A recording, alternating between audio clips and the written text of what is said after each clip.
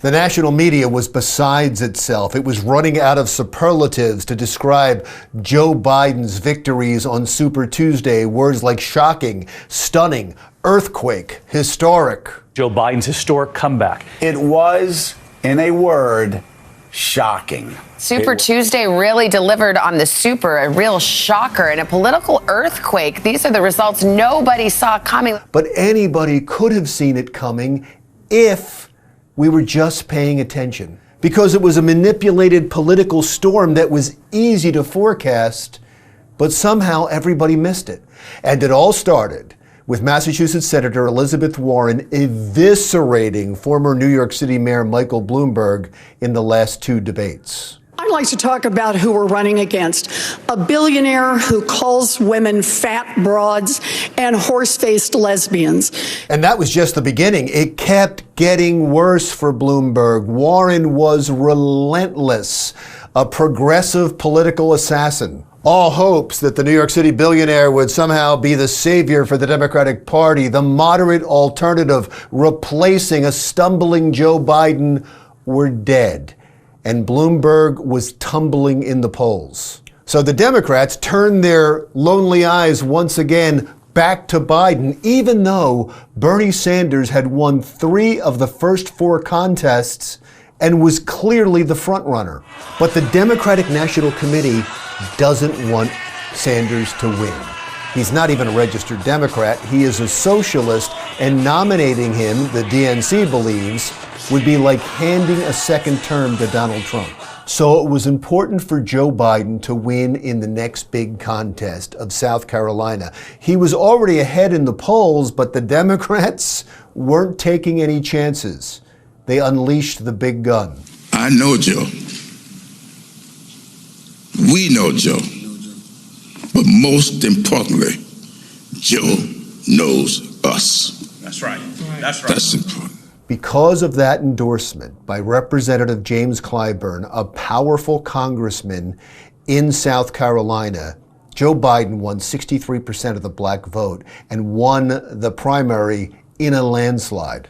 But that was just the beginning of what could be. Super Tuesday and 14 states primaries, big states like California and Texas, that was up next. Polls showed that Bernie Sanders was ahead, way ahead in some states, and could leave that day with a big lead.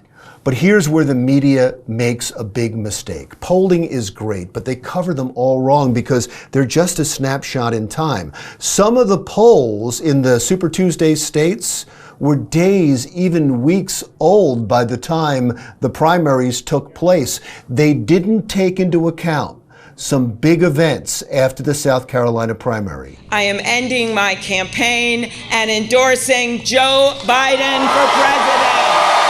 I'm delighted to endorse and support Joe Biden for president. It was a massive consolidation of moderates right after Super Tuesday. Former presidential candidates Senator Amy Klobuchar and Mayor Pete Buttigieg were expected to get about 10% of the vote in the Super Tuesday states. Those votes were now all going to Biden. And Klobuchar was expected to win her home state of Minnesota on Super Tuesday. Those votes went to Biden, and he unexpectedly won. Those events propelled Joe Biden to the new status of frontrunner. Because of the polls, the hope was that Joe Biden would just be able to stay in the race, stay close to Bernie Sanders. But he ended up winning 10 of the 14 states and left Super Tuesday ahead in delegates. There are 2 big lessons to take from the Biden comeback. Debates matter and endorsements matter.